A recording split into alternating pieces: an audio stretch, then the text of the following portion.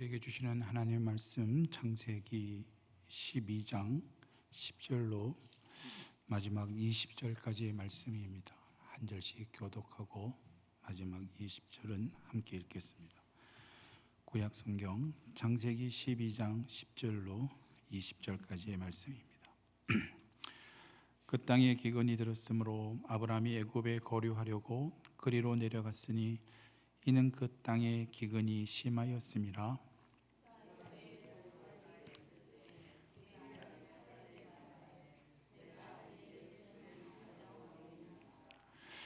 애굽 사람이 그대를 볼 때에 이르기를 이는 그의 아내라 하여 나는 죽이고 그대는 살리리니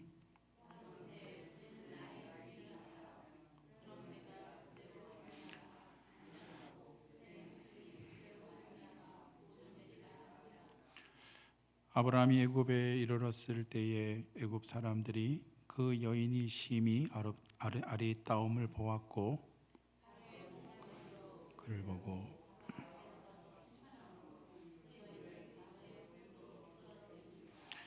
이에 바로가 그로 말미암아 아브라함을 후대함으로 아브라함이 양과 소와 노비와 암수 나귀와 낙타를 얻었더라.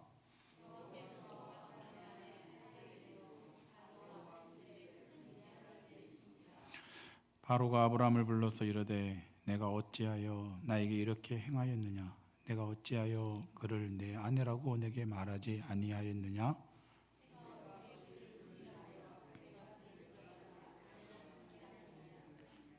내 아내가 여기 있으니. 함께 읽습니다. 바로가 그들에게 그 일을 명하매 그들이 그와 함께 그의 아내와 그의 모든 소유를 보내었더라. 아멘. 거룩하고 복된 주일입니다. 오늘 함께 예배하기에 이 자리에 오신 모든 분들에게 주의 은혜와 평강이 넘치기를 주의 이름으로 간절히 소원합니다. 여러분, 지금까지 살면서 소위 나의 흑역사라고 할 만한 그런 일이나 그런 사건을 경험해 보신 적 있으십니까? 지금 와서 생각해 보면 그때 내가 왜 그랬을까? 정말 너무 부끄럽고 너무 창피스럽고 막 생각만 하면 몸서리가 쳐지는, 그래서 두 번 다시 기억하고 싶지 않는 그런 경험들이 있으신지 모르겠습니다.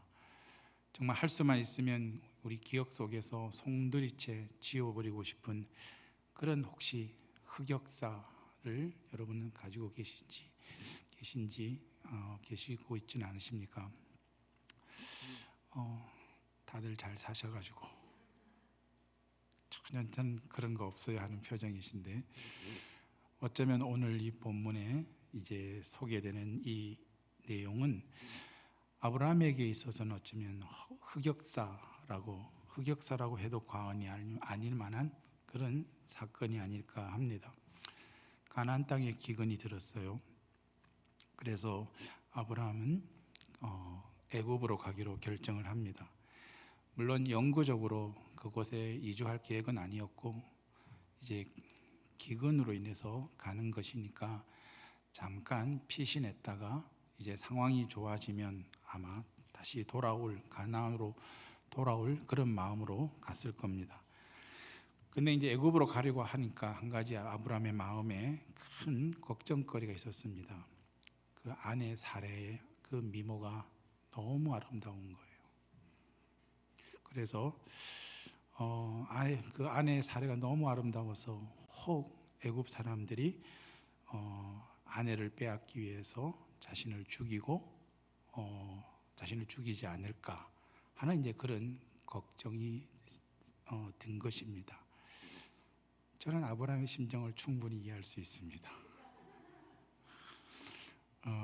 그래서 이제 아브라함은 자신의 그 목숨을 연명할 아주 좋은 묘안을 이제 짜냅니다. 그건 뭐냐면 아내인 사라를 누이라고 속이는 거였습니다. 그렇게 하고 이제 애굽으로 갔지요. 근데 혹시나 했는데 역시나 한 것처럼 보면 불길한 예감은 항상 틀린 적이 없는 것 같아요.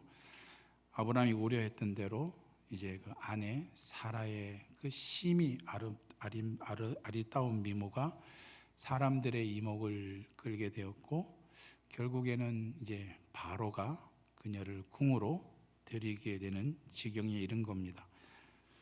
이제 졸지에 아브라함은 아내를 이제 빼앗기게 될 절명의 순간에 놓이게 되었는데, 그때 기적적으로 하나님이 나타나셔서 이제 그 위기를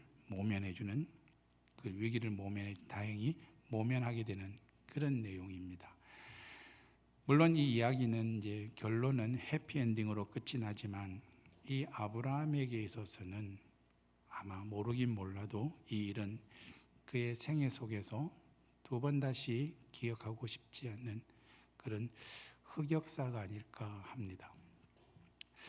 이제 오늘 이 본문을 이렇게 보면서 우리의 내리를 스쳐가는 생각이 있어요. 그게 뭐냐면, 과연 오늘 이 본문에서 이제 소개되는 이 아브라함의 모습을 보고 있으면, 과연 우리가 알던 아브라함이 맞나 하는 생각을 갖게 합니다. 왜냐하면 이전에 우리가 보았던 아브라함의 모습과 지금 오늘 본문에서 소개되는 아브라함의 모습은 너무나 다르기 때문에 그렇습니다. 우리가 직전에 있었던 12장 1절부터 그 9절에 가나안으로 와서 가나안 입성하는 그 이까지의 그 과정들을 보면, 그때 아브라함이 보여줬던 그 행보와는 너무나 다른 그 모습을 보여주기 때문에 사실 우리는 적잖이 당황을 하지 않을 수가 없습니다. 그래서 정말 이게 우리가 알던 아브라함이 맞나 하는 생각이 우리 내리를 스쳐갑니다. 그러니까 아브라함은 하나님의 부르심을 받았을 때에 이제 비록 갈 바를 알지 못했지만 거기에 믿음으로 반응하고 순종해서 가나안으로 갔습니다. 그리고 가나안을 입성한 이후에는 그는 제단을 쌓고 여호와의 이름을 부르면서 거류민처럼 나그네처럼 살았습니다. 이것은 이런 의미가 있어요. 아브라함이 비록 가나안이라는 그 땅에서 가나안 원주민들하고 함께 살고 있지만, 아브라함은 가나안의 삶의 방식을 따르는 것이 아니라 하나님의 언약의 백성으로 하나님의 약속을 가진 자로서 그는 구별된 삶을 살겠다는 하나의 믿음의 행보였던 겁니다. 그러니까 이런 믿음의 행보를 보였던 아브라함이었는데, 오늘 이 본문에서는 전혀 다른 모습을 보이고 있습니다. 오늘 내용을 찬찬히 우리가 들여다보면 그 어디에서도 아브라함의 믿음의 흔적을 찾아볼 수가 없습니다. 그러니까 이런 믿음의 행보, 그러니까 이런 아브라함의 행보, 그 이전과는 너무 다른 이런 아브라함의 모습을 보면서 과연 우리는 이걸 어떻게 받아들여야 하는가? 또 우리는 이걸 어떻게 이해해야 되는가? 과연 성경은 여기서 우리에게 뭘 말하고 싶어 하는가 하는 그런 이제 궁금증을 가지게 됩니다. 정말 누가 봐도 훌륭한 믿음의 행보를 보였던 아브라함인데, 정말 한순간에 이처럼 정반대의 모습을 보이는 이 아브라함을 보면서 우리가 가장 먼저 깨닫게 되는 것은, 인간 아브라함은 얼마나 형편없는 사람이었나. 우리가 비록 그가 믿음의 영웅이라고 하지만 한 인간으로서의 아브라함은 정말 형편없는, 실력 없는 사람이었다라는 것입니다. 그러니까 비록 우리가 아브라함을 믿음의 사람이라고 하지만 그도 정작 삶에서, 현실 속에서 시험을 만나거나 또는 시련을 당하고 어려움을 만났을 때 믿음으로 반응하기보다는 우리와 방불한, 우리가 크게 다르지 않는 그런 반응을 보이는 걸 보면서 우리는 아브라함도 어쩔 수 없는 사람이구나, 참 연약한 인간이구나, 그런 실력 없는 사람이구나 하는 생각을 갖게 되는 대목입니다. 그런데 우리가 한 가지 오해하지 말아야 될 것은, 인간 아브라함이 이처럼 형편없는 사람이었다라는 것이 오늘 성경이 이야기하고 싶어하는 궁극적인 내용은 아닙니다. 오늘 이 본문에서 성경은 우리에게 두 가지를 분명하게 이야기하고 싶어합니다. 첫째는 뭐냐면, 이처럼 아브라함이 이렇게 형편없음에도 불구하고, 어찌 보면 정말 실력 없음에도 불구하고, 그렇게 실력 없는 자임에도 불구하고 하나님의 약속은 결코 실패하지 않는다라는 겁니다. 그러니까 하나님은 아브라함의 실패에도 불구하고 그것이 실패로 결과되도록 가만히 내버려 두지 않는다라는 것입니다. 그 말은 곧 아브라함의 실패가 곧 하나님의 실패를 의미하지는 않는다는 거예요. 그러니까 우리가 믿음을 이해할 때 이건 굉장히 중요한 내용입니다.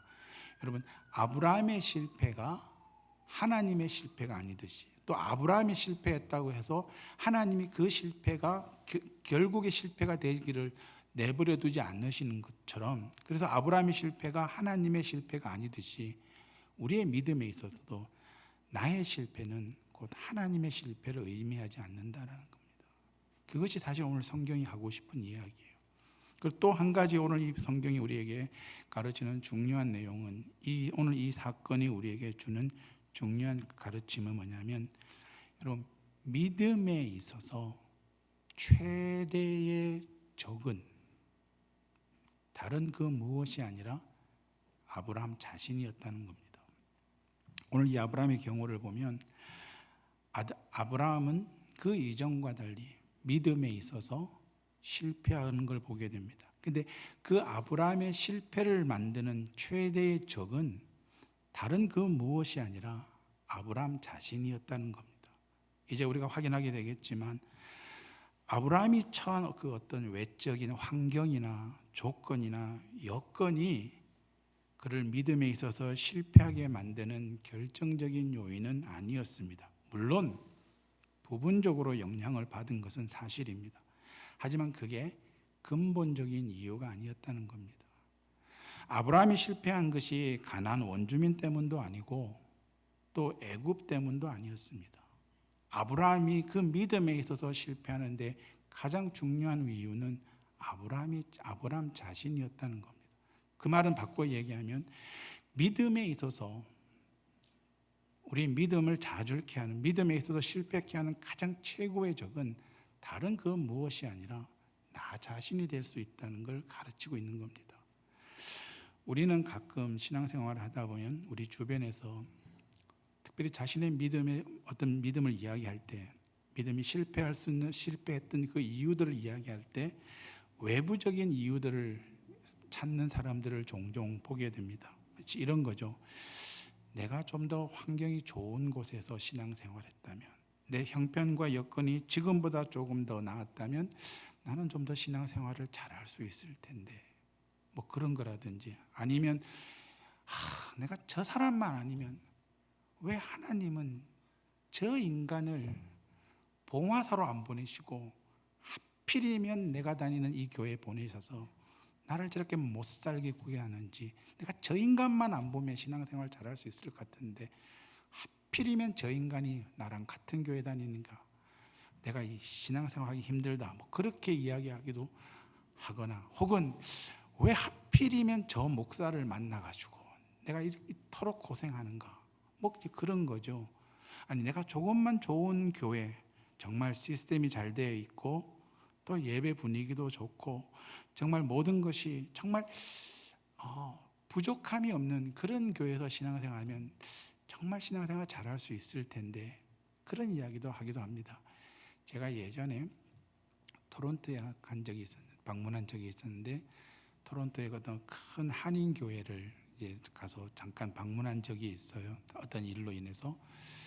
정말 멋진 교회였습니다. 제가 볼 때 뭐 이민 교회에서는 쉽게 볼 수 없는 아주 멋진 건물을 가진, 예배당을 가진 그런 교회였어요. 저는 그 교회를 보면서 순간 그런 생각을 잠깐 했습니다. 어떤 생각을 했냐면, 와, 건물이 사람을 부를 수도 있겠구나. 그러니까 건물이 너무 좋은 거예요. 편의시설이나 뭐 예배 드릴 수 있는 모든 여건, 이런 것들이 너무 잘 갖춰져 있어서 어떤 불편함도 없이, 뭐 주차장부터 해서 들어가는 입구며 예배 환경이며 이런 것들이 너무 좋아서, 야, 내가 평신도라도 저런 곳에서 예배하면 참 좋겠다라고 생각이 될 만큼 건물이 사람을 부를 수도 있지 않을까라는 생각을 잠깐 한 적이 있습니다. 그러면서 이제 우리는 내가 신앙생활 잘 못하는 게, 내가 믿음 생활 잘 못하는 게 실은 환경 때문이고 내가 처한 여건 때문이고 아니면 그 다른 무엇 때문이라고 그렇게 생각하는 경우들이 있어요. 여러분 어떠세요? 과연 그럴까요?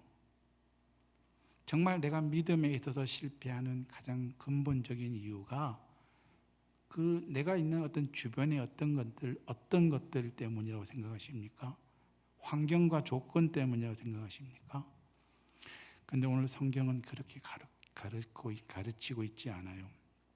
물론 우리는 믿음에 있어서 환경의 영향을 받을 수 있습니다. 근데 그게 근본적인 이유는 아닙니다. 우리가 믿음의 아브라함의 경우에서도 보듯이 우리가 믿음에 있어서 실패하는 가장 중요한 이유는 다른 그 무엇이 아니라 실은 아브라함의 자신이었듯이 우리의 경우도 우리가 믿음에 실패하는 가장 큰 최고의 적은 최대의 장애물은 나 자신일 수 있다는 걸 가르치고 있다는 겁니다. 그러니까 여러분 그 말은 바꿔 얘기하면 믿음을 성공하는 삶에 있어서 자기를 부인하지 않으면 주님께서 그렇게 말씀하시잖아요. 자기를 부인하고 자기 십자가를 지지 않으면 나를 따라올 수 없다라고 말씀하신 것처럼 자기를 부인하지 아니하면 우리는 믿음에 성공할 수 없다는 사실을 오늘 이 아브라함의 실패를 통해서 우리에게 가르치고 있다는 겁니다. 이 내용들이 오늘 본문에는 어떻게 좀 더 구체적으로 우리에게 나타나는지 하나씩 좀 살펴보았으면 합니다. 여러분 오늘 본문을 가만히 좀 더 깊게 들어가서 살펴보면 이런 의구심들을 갖게 합니다. 두 가지 의구심을 갖게 하는데, 첫째는 왜 가나안 땅에 기근이 생길 수 있는가 하는 겁니다. 다른 하나는 그 기근이라는 자연재해를 피해서 애굽으로 가는 것이 왜 문제인가 하는 겁니다. 이것은 오늘 우리가 기독교 신앙에서 말하는 믿음, 그 믿음의 어떤 믿음이 무엇인가를 이해하는 데 있어서 우리가 반드시 풀어야 되는 과제이기도 합니다.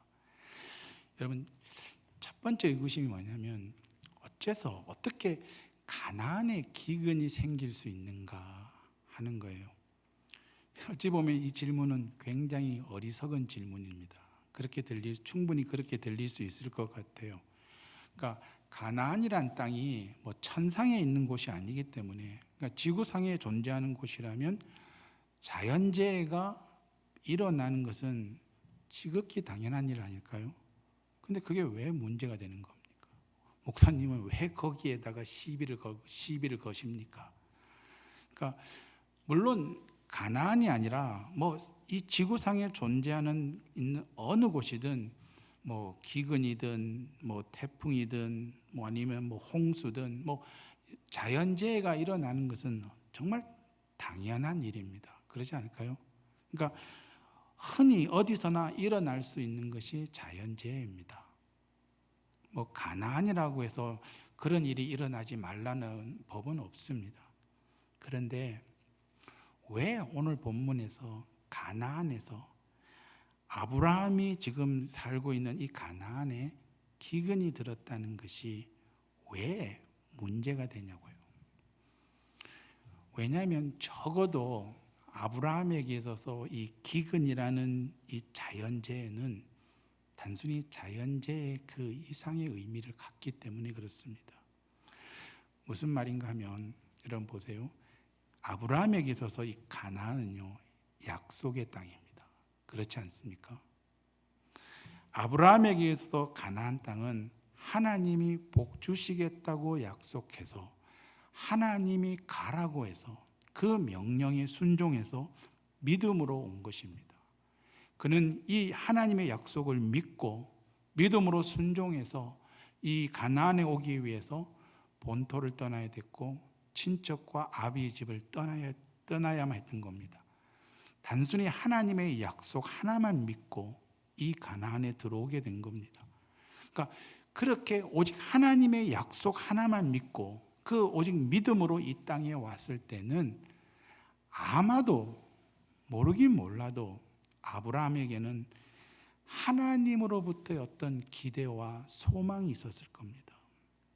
근데 중요한 것은 하나님으로부터 오는 어떤 기대, 그 소망 속에는 적어도 기근과 같은 그런 자연재해는 들어있지 않았을 겁니다. 그렇지 않을까요? 더욱이 오늘 보듯이 그 기근으로 인해서 식량을 구하기 어렵게 되고 가족의 생계가 위협받게 되는 상황에 놓이게 될 거라고 과연 상상이나 했을까요? 정말 생존을 위한 최소한의 필요를 보장받을 수 없는 곳이 될 거라고 아브라함이 감히 상상이나 할 수 있었겠냐 한 겁니다. 그렇지 않았을 겁니다. 하나님의 약속을 믿었고 하나님의 말씀에 순종해서 올 때는 적어도 하나님을 향한 그 믿음에 대한 어떤 기대, 어떤 소망을 품고 왔을 것입니다. 그런데 아브라함이 직면했던 현실은 어떻습니까? 그가 기대하고 그가 소망했던 것과는 너무 다른 현실을 직면해야만 했던 겁니다. 과연 그럴 때 아브라함의 마음에 어떤 마음이 들었을까요? 물론 성경은 그걸 이야기해주고 있지 않지만 우리가 조금 상상은 해볼 수 있지 않을까요? 하나님의 약속을 가지고 믿음으로 말씀에 순종해서 그 믿음에 대한 기대와 소망을 가지고 가나안에 왔는데, 그래서 그곳에 와서 가나안 사람들과는 다른 방식으로 하나님께 제사하고 여호와 이름을 부르면서 그렇게 살아내고 있는데, 과연 그가 직면한 현실은 그 자신의 믿음과 순종에 대한 어떤 보상, 내 믿음이 정당하다는 것을 인정받을 수 있는 어떤 그 결과가 아니라 실은 상상하기 싫은, 정말 어찌 보면 삶에 있어서 최소한의 생존도 보장받을 수 없는 그런 상황에 놓이게 될 것이라고 과연 생각했을까요? 그렇지 않을 거라는 겁니다. 그러면서 들은 생각이 뭘까요? 이게 뭔가 하는 거예요. 약속과 현실이 다른 그 어떤 그 괴리를 보면서 아마도 아브라함은 이게 뭔가, 이게 뭐지? 라는 생각을 할 수밖에 없는 정황이라는 겁니다. 근데 중요한 건 뭐냐면 이게 다만 아브라함의 이야기가 아니라는 거예요. 실은 오늘 예수를 믿는 우리 모두가 겪는 신앙상의 딜레마고 현실적인 문제입니다. 그러니까 믿음이 약속하는 그 약속하는 바와 그러나 우리가 직면하는 현실 사이의 괴리를 보면서 아마 우리 믿는 사람들이라면 누구나 이게 뭔가, 이건 뭐지? 하는 신앙상의 어떤 딜레마에 빠져들 수밖에 없다는 겁니다. 내가 예수를 믿을 때는 이런 걸 기대한 게 아닌데. 그러니까 우리가 누구한테 전도할 때 그러잖아요. 여러분 예수 믿으세요. 예수 믿으면 행복해지고, 예수 믿으면 뭐 삶의 문제가 해결되고, 예수 믿으면 병도 고칠 수 있고, 예수 믿으면 모든 것이 형통하게 될 거예요. 그렇게 해서 그 꼬임에 속아서 믿었는데, 처음에는 믿어보니까 뭔가 찬송도 부르니까 좋고 뭐 좋은 것 같은데, 그러나 신앙생활을 하면 할수록 그때 그 집사님이, 권사님이 이야기했던 것과는 생판 다른, 전혀 다른 현실을 보면서 여전히 예수 믿어도 남편은 속썩이고, 여전히 예수 믿어도 자식들은 왜 그렇게 말을 안 듣는지, 이것들이 내가 이런 놈을 키우려고 내가 이놈 태어났을 때 미역국을 처먹었나 하면서 이게 뭔가 하는 생각을 안 하신다는 말이에요. 너무 믿음이 좋으신 거군요. 그렇지 않습니다. 여러분, 우리는 신앙생활을 하다 보면 누구나 겪는 일이지만 믿음이 약속하는 그 약속과 현실이 다른 그 현실을 직면하면서 누구나 한 번쯤 이런 신앙적인 딜레마에 빠질 수밖에 없습니다. 여러분, 그러면 그 문제를 어떻게 해결하십니까?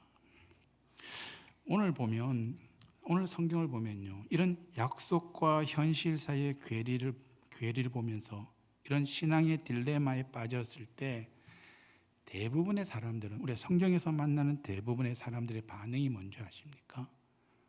원망하고 불평하는 겁니다. 가장 대표적인 예가 출애굽한 이스라엘 백성들이었습니다. 그들은 적과 꿀이 흐르는 땅, 약속의 땅을 기대하고 애굽을 떠났습니다. 게다가 홍해가 정말 자신들의 눈앞에서 두 갈래로 갈라지는 놀라운 하나님의 기적도 경험했습니다. 그러니까 그런 하나님이 지금 자신들을 인도하고 있다면 두려울 것도 없고 무서울 것도 없었을 겁니다. 그런데 그들 앞에 펼쳐진 현실은 뭐였습니까? 광야였습니다. 그들의 눈앞에 펼쳐지는 현실은 목마름과 배고픔을 해결해 주지 않는 그런 광야였더라는 겁니다.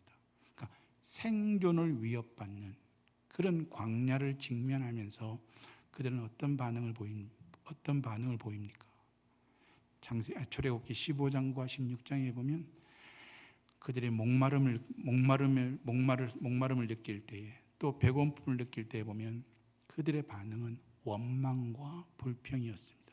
심지어는요, 애굽의 삶을 추억하기 시작합니다.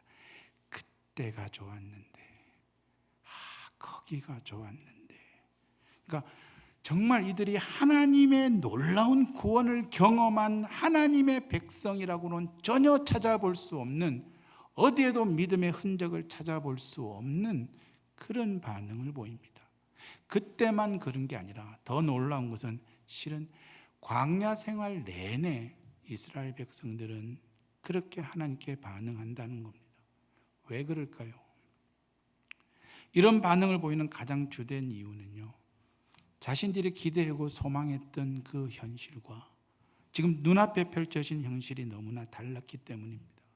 아마 그들이 기대했던 것은 우리의 믿음에 대해서, 우리의 순종에 대해서 적어도 하나님이 우리 현실 속에서, 우리의 삶에서 그걸 인정하는 어떤 정당한 보상이 있지 않을까 하는 거였는데, 현실은 그렇지 못했다는 거죠. 그 약속과 현실의 괴리 속에서 그들은 신앙의 딜레마에 빠지게 되고, 그 신앙의 딜레마 속에서 그들이 할 수 있었던 것은 원망과 불평이었습니다. 이게 다른 사람의 이야기라고 생각하십니까?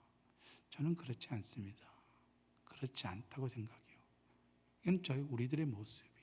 우리도 하나님의 약속, 믿음이 우리의 현실에서 거기에 대한 상응하지 않을 때에 이게 뭔가 하면서 우리의 대부분의 반응은 원망과 불평입니다.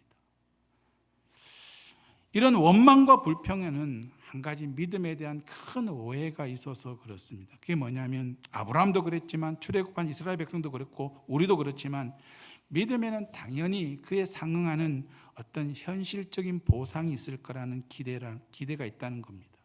근데 중요한 것은 그것은 성경이 가르치는 바가 아니라는 겁니다. 오히려 성경은 믿음과 현실 사이에 괴리가 당연히 있고 그것이 이상한 것이 아니라고 가르칩니다. 로마서 5장으로 한번 가볼까요? 로마서 5장 1절에 바울이 이렇게 말씀합니다. 로마서 5장 1절인데요. 그러므로 우리가 믿음으로 의롭다 하심을 받았으니 우리 주 예수 그리스도로 말미암아 하나님과 화평을 누리자. 또한 그로 말미암아 우리가 믿음으로 서 있는 이 은혜에 들어감을 얻었으며 하나님의 영광을 바라고 즐거워하느니라. 그러니까 믿음이 궁극적으로 우리에게 약속하는 그 복이 무엇인지를 이야기하는 겁니다. 하나님의 영광을, 그 은혜로 말미암아 하나님의 영광을 바라는 것, 이것이 우리에게 하나님이 약속하신 믿음의 궁극적인 약속입니다. 그런데 3절 보세요. 다만 이뿐 아니라 우리가 환난 중에도 즐거워하나니 이는 환난은 인내를, 인내는 연단을, 연단은 소망을 이루는 줄 알미로다. 그러니까 여기 보면 바울이요, 믿음에 대해서 이야기할 때 믿음이 믿음이 약속하는 그 궁극적인 복이 현실에서 주어질 것이라고 그렇게 말하고 있지 않습니다. 그러니까 또한 믿음이 우리가 직면한 그 현실에서 부딪히는 모든 문제들을 해결해 줄 것이라고 그렇게 가르치고 있지도 않습니다. 또 믿음이 우리의 믿음으로 현실을 부정하거나 또는 현실을 외면하거나 현실로부터 도망가라고도 그렇게 가르치고 있지 않습니다. 오늘 이 말씀이 가르치는 것은 뭐냐면 믿음은 약속과 현실 속에서 분명한 괴리가 있다고 이야기합니다. 다만 중요한 것은 믿음은 그 현실을 넘어서는 환경과 조건을 넘어서는 그 무엇이라고 가르치고 있는 겁니다. 그러니까 그렇기 때문에 약속의 땅에 기근이 드는 것, 그게 이상한 것이 아니라 당연할 수 있고 어쩌면 그보다 더 큰 재난도 일어날 수 있다는 겁니다. 그러니까 믿음으로 살아도요, 목마름과 배고픔을 해결할 수 없는 생존의 위협을 받는 그런 환경에 처할 수도 있다는 겁니다. 중요한 사실은 믿음은 이런 환경과 조건, 이런 현실을 넘어서는 하나님의 말씀, 하나님의 약속을 붙드는 것이 믿음이라고 가르치고 그게 믿음의 본질이라고 가르치는 겁니다. 아브라함은 여기서 실패한 겁니다. 그러니까 그의 아브라함의 믿음이 붙들어야 했던 것은 그가 믿을 때 가졌을 어떤 기대, 어떤 소망, 현실적 소망이 아니라 하나님의 약속, 하나님의 말씀 그 자체였다고 가르치고 있는 겁니다.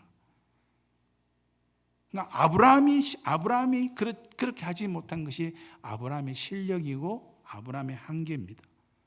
그건 어쩌면 우리의 실력이기도 합니다.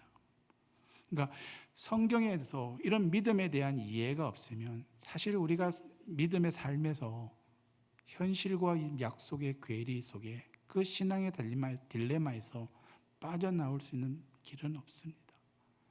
여러분, 믿음이라는 것은 어떤 현실의 어떤 그 보상이 있기 전에 우리가 붙드는 믿음은 하나님 약속, 하나님 말씀 그 자체라는 것을 우리가 잊지 않았으면 합니다. 또 한 가지 보면 오늘 이 본문을 보면 우리에게 드는 한 가지 질문은 아브라함이 애굽으로 가는 게 왜 문제인가 하는 겁니다. 여러분 지금 여기 보면요, 아브라함은 지금 현실적인 어려움, 생존을 위협을 받는 그 위기를 직면하면서 결국 애굽으로 가기로 결정을 합니다. 그러니까 하나님의 약속이 있지만 생존을 위한 최소한의 필요를 채워주지 못하는 그런 환경과 조건에서 적어도 생존을 위해서는 최소한의 필요를 채워줄 수 있는 애굽을 대신 선택을 한 것이죠. 그러니까 우리는 이런 아브라함의 선택을 보고 이런 결정을 보면서 우리는 너무나 당연하게 아브라함의 선택은 잘못된 것이야, 그건 잘못된 결정이었어, 그렇게 평가할지도 모르겠습니다.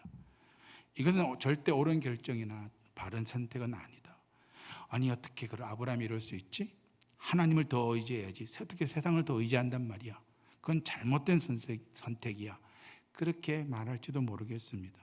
그러면서 우리는 마치 정답을 내놓듯이 아브라함은 믿음의 선택을 해야 되고 하나님의 결정, 하나님의 뜻에 따라 결정을 해야지, 그렇게 단정적으로 말하기도 합니다. 그러니까 우리는 어찌 보면 너무 쉽게 이런 신앙적인 규범의 잣대를 들이대면서 누군가의 선택과 누군가의 결정을 우리는 쉽게 평가하는 경향이 있습니다. 만약 여러분이라면 어땠을까요? 아브라함과 달랐을까요?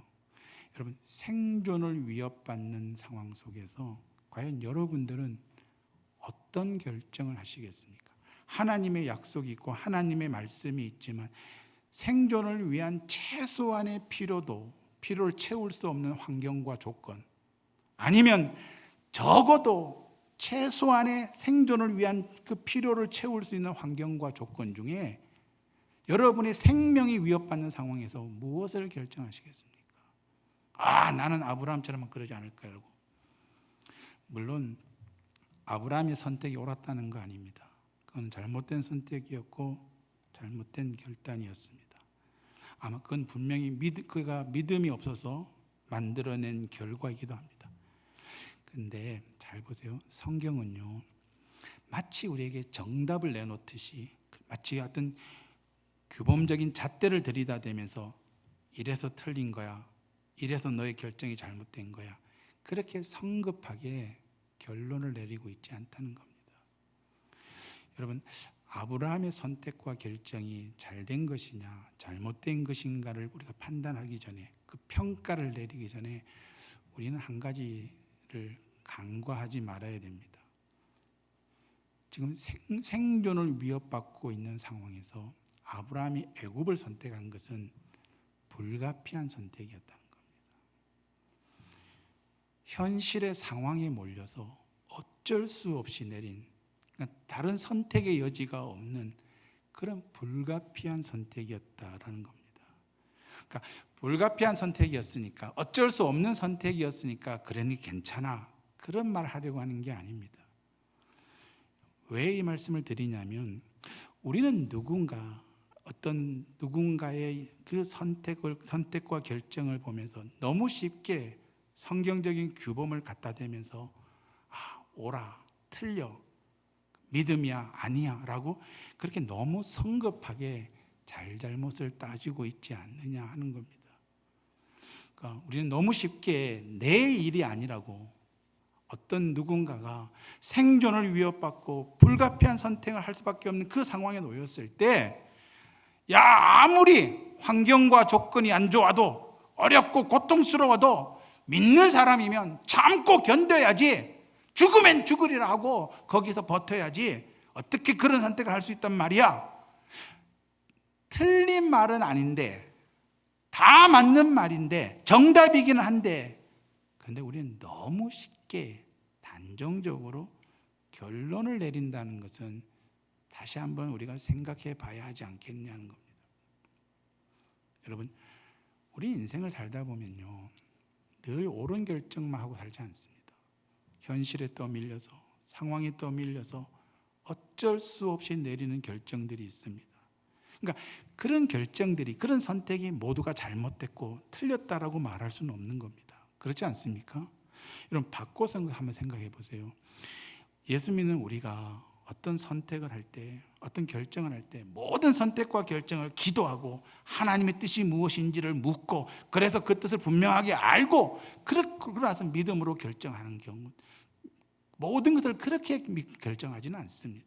물론 그렇게 하지만 사실은 더 많은, 그렇게 해야 되지만 더 많은 경우에는 기도를 해도 답이 없고, 하나님의 뜻이 도대체 뭔지 분명하지도 않고, 또 그렇다고 해서 믿습니다 하고 그렇게 무작정 그렇게 나아가기에는 현실이 너무 막막하고 무섭기도 하고 두렵기도 해서 차일피일 이래저래 미루다가 결국은 상황에 떠밀려가지고, 환경에 쫓겨가지고 어쩔 수 없이 불가피한 선택을 하는 경우들이 실은 더 많을 수 있다는 겁니다.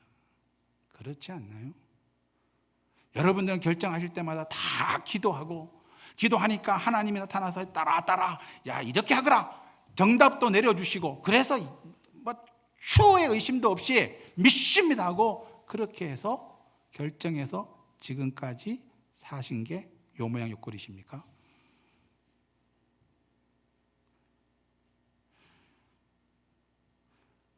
근데 오늘 이 아브라함의 결정을 보면서요, 이런 불가피한 선택을 했다고 해서 모두가 틀린 결정이고 잘못된 결정이라고 말할 수는 없겠지요. 그러나 분명 아브라함의 선택은 잘못된 결정이었습니다. 근데 그것을 성경이 어떻게 풀어가는지를 보셔야 됩니다.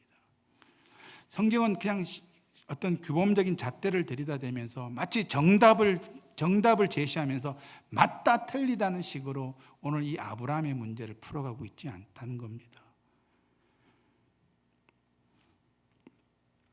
결론부터 말씀을 드리면요, 아브라함의 선택과 결정이 잘못된 것은 그것이 상황에 몰려서 어쩔 수 없이 내린 불가피한 선택과 결정이어서 잘못된 것이 아니라, 다만 그것이 생존만을 위한 선택이었기 때문에, 그러니까 아브라함이 이런 선택과 결정을 내리는 데 가장 중요한 기준은 생존, 그것이었기 때문에 틀렸다라는 겁니다. 여러분, 우리가 한 가지 좀 구분할 필요가 있어요. 보세요. 이 아브라함의 선택이 생존을 위한 불가피한 선택이었는지, 아니면 생존만을 위한 불가피한 선택이었는지, 이거를 좀 구분할 필요가 있습니다. 아니, 목사님, 같은 이야기 아닌가요? 다시 한번 들어보세요. 생존을 위한 불가피한 선택이었는지, 오직 생존만을 위한 불가피한 선택이었는지, 이 둘은 같은 것처럼 보이지만 분명히 큰 차이가 있습니다. 여러분, 생존만을 위한 불가피한 선택, 생존 자체가 목적인 것은 결국은 하나님과는 무관한 선택이었음을 의미합니다. 여러분, 사람은요, 인간은 생존만을 위해서, 생존 그 자체가 목적으로 지음받지 않았습니다. 우리에게 생명이 주어지고 우리에게 삶이 주어진 것은 다만 생존이 목적은 아닙니다. 신명기, 구약성경 신명기 8장으로 한번 가보실래요? 신명기 8장에 우리가 잘 아는 유명한 말씀이 나옵니다. 8장 2절인데요. 구약성경 274페이지 어간에 있습니다. 이제 읽기 잘 보세요. 신명기 8장 2절. 내 하나님 여호와께서 이 40년 동안에 내게 광야길을 걷게 하신 것을 기억하라. 이는 너를 낮추시며 너를 시험하사 내 마음이 어떠한지 그 명령을 지키는지 지키지 않는지 알려 하심이라. 너를 낮추시며 너를 줄이게 하시며 또 너도 알지 못하며 내 조상들도 알지 못하는 만나를 내게 먹이신 것은, 같이 읽을게요. 시작. 사람이 떡으로만 사는 것이 아니요 여호와의 입에서 나오는 모든 말씀으로 사는 줄을 내가 알게 하려 함이라. 그러니까 여기 보세요. 사람은 어떤 존재입니까? 신명기는 이렇게 가르칩니다. 너희는 떡으로만 사는 존재가 아니다. 여호와의 입에서 나오는 모든 말씀으로 살아야 하는 존재다. 그러니까 살기 위해서 떡이 필요합니다. 떡이 필요 없다는 이야기를 하는 게 아닙니다. 그러나 그것이 삶의 궁극적인 목적은 아니라고 이야기합니다. 그러니까 인간이 삶을 영위하는 데 있어서 생존 그 이상의 의미를 가진다는 이야기입니다. 생존 그 이상의 어떤 의미, 어떤 가치, 어떤 목적이 실은 우리가 사는 이유라고 가르치고 있는 겁니다. 다만 생존이 목적이 되면, 생존만을 위한 어떤 선택을 하고 생존만을 위한 그것이 목적인 결정을 하면 그것은 하나님과 무관한 삶입니다. 한 군데 더 볼까요? 마태복음 6장에서는 예수님은 이렇게 가르쳐요. 마태복음 6장 산상수훈에서 보면 마태복음 6장 25절이에요. 신약성경 마태복음 6장 25절. 그러므로 내가 너희에게 이르노니 목숨을 위하여 무엇을 먹을까 무엇을 마실까 몸을 위하여 무엇을 입을까 염려하지 말라. 목숨이 음식보다 중하지 아니하며 몸이 의복보다 중하지 아니하냐. 공중의 새를 보라. 심지도 않고 거두지도 않고 창고에 모아 들이지도 아니하되 너희 하늘 아버지께서 기르시나니 너희는 이것들보다 귀하지 아니하냐. 너희 중에 누가 염려함으로 그 길을 한 자라도 더할 수 있겠느냐. 또 너희가 어찌 의복을 위하여 염려하느냐. 들의 백합화가 어떻게 자라는가 생각하여 보라. 수고도 아니하고 길쌈도 아니하느니라. 그러나 내가 너희에게 말하노니 솔로몬의 모든 영광으로도 입은 것이 이 꽃 하나만 갖지 못하였느니라. 오늘 있다가 내일 아궁이에 던져지는 들풀도 하나님이 이렇게 입히시거든 하물며 너희일까 보냐. 믿음이 작은 자들아, 그러므로 염려하여 이르기를 무엇을 먹을까 무엇을 마실까 무엇을 입을까 하지 말라. 이는 다 이방인들이 구하는 것이라. 너희 하늘 아버지께서 이 모든 것이 너희에게 있어야 할 줄을 아시느니라. 자, 33절 나머지 두 절 같이 읽을게요. 시작. 그런즉 너희는 먼저 그의 나라와 그의 의를 구하라. 그리하면 이 모든 것을 너희에게 더하시리라. 그러므로 내일을 위하여 염려하지 말라. 내일은 내일이 염려할 것이요 한날의 괴로움은 그날로 족하니라. 근데 우리 이거 어떻게 있는지 아세요? 우리는요 33절 너희는 먼저 그의 나라와 그의 의를 구하라. 이 말씀을 읽고 어디에다 방점을 찍느냐면 그 다음에 막 방점을 찍어요. 그러므로 너희에게 이 모든 것이 더하일 것이라. 그러니까 이 모든 것을 더하기 위해서 먼저 그의 나라와 그의 의를 구하라. 그 말씀이 아니라는 거예요. 여러분, 이 예수님이 가르치는 이 가르침은 우리의 삶이 다만 생존이 목적이 아니다. 생존을 넘어서는 그 이상의 의미와 가치가 있는 겁니다. 그게 뭐라고요? 하나님의 말, 신명기대로 하자면 하나님의 말씀으로 사는 겁니다. 오늘 예수님의 말씀대로 하자면 먼저 그의 나라와 그의 의를 위해서 사는 겁니다. 그것이 우리의 삶의 궁극적인 목적이라고 이야기하는 겁니다. 근데 보세요, 기근을 피해서 애굽으로 내려가겠다는 아브라함의 결정이 잘못된 것은 그것이 생존을 위한 불가피한 목적이어서가 아니라 생존만을 위한 선택이었기 때문에 잘못된 선택이었다는 겁니다. 생존만을 위한 선택, 생존만을 위한 결정에는 하나님과는 무관한 결정입니다. 철저하게 하나님의 배제된 결정입니다. 여러분, 오해하지 말 것은요, 아브라함이 믿음을 버렸다 이런 뜻이 아닙니다. 적어도 그 선택을 하는 그 순간에, 환경과 상황에 떠밀려서 불가피한 선택을 해야 되는 그 순간에 아브라함에게서 절대적인 기준은 하나님이 아니라 생존이었던 겁니다. 생존 그 이상의 의미, 생존 그 이상의 가치를 그는 전혀 고려하지 않았다는 겁니다.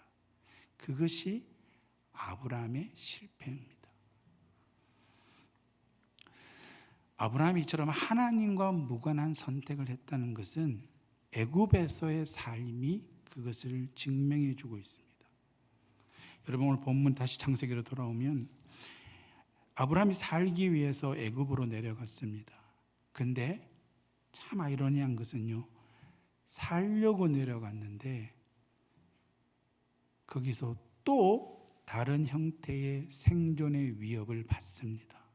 그게 뭐냐면 아내 사라가 너무 아름다워서 사람들이 그로 인해서 자신을 죽이게 될까 봐 목숨을 연명해야 되는 방법을 찾아내야만 했던 겁니다. 여러분 보세요. 하나님과 무관한 다만 생존이, 오늘 이 생각하면 생존이 목적인 선택과 결정, 하나님이 철저하게 배제된 그 선택과 결정은 우리의 삶의 근본적인 해결이 되지 못합니다. 타협은 또 다른 타협을 낳고 잠깐은 해결해 주는 것 같지만 그것이 본질적인 해결책은 되지 않습니다. 그것이 아브라함이 애굽에서의 삶이 그걸 보여주고 있는 겁니다.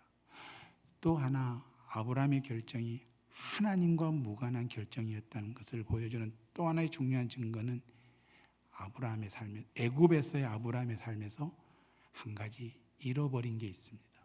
그건 바로 예배였습니다. 여러분, 가나안 땅에 있었을 때 아브라함은 나그네였고 순례자였습니다. 애굽에서도 그는 여전히 거류민이고 이방인이었습니다. 그런데 삶의 내용은 완전히 달랐습니다. 우리가 지난 시간에 본 것처럼 12장 5절에서 본 것처럼 아브라함은 가나안에서 나그네처럼 살았고 거류민처럼 살았지만 그는 하나님을 예배하는 예배자의 삶을 살았습니다. 제단을 쌓았고 여호와의 이름을 부르고 그것이 아브라함의 삶의 내용이었습니다. 그런데 똑같이 나그네로 거류민으로 이방인으로 애굽에서는 그 어디에서도 아브라함에게서 예배자의 모습을, 삶의 흔적을 전혀 찾아볼 수 없습니다.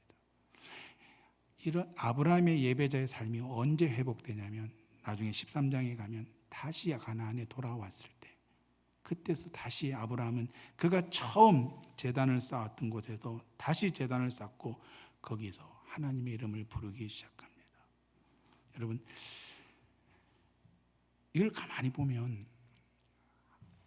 하나님이 철저하게 배제된, 다만 생존이 목적인, 그것이 중요한 삶의 기준이고 결정이 된 그 결정은 그 삶이 어떤 내용인지를, 그 삶의 내용이 어떤지를 결정해 주는 것을 보여줍니다. 근본적인 해결이 아니라 오히려 더 큰 위기로 몰아가고 타협은 또 다른 타협을 낳게 되고 무엇보다도 예배를 잃어버린 삶을 살게 된다는 겁니다. 다만 종교의식을 안 했다는 말이 아닙니다. 예배자로서의 공적인 삶을 잃어버린 겁니다. 예배는 어찌 보면 종교 행위는 다만 사적인 프라이빗한 것이 되었고 공적인 영역에서 예배자의 삶을 잃어버린 겁니다. 여러분, 이 말씀을 보면서 여러분의 삶의 내용은 어떻습니까? 자신의 삶의 내용을, 모습을 가만히 한번 들여다보십시오. 지금 내 삶의 모습이, 내 삶의 내용이 내가 하나님에 대한 그 선택과 결정에서 무엇을 결정했는지를 증명해 주고 있지는 않습니까? 아브라함이 애굽에서 삶은 자신의 선택이, 자신의 결정이 하나님과 무관한 삶이었다는 것을 그의 삶이 증언해 주고 있는 겁니다. 그래서 사도 바울은 이렇게 이야기합니다. 로마서 12장 1절 2절에 그러므로 형제들아 내가 하나님의 모든 자비하심으로 너희를 권하노니 너희 몸을 하나님이 기뻐하시는 거룩한 산 제물로 드리라.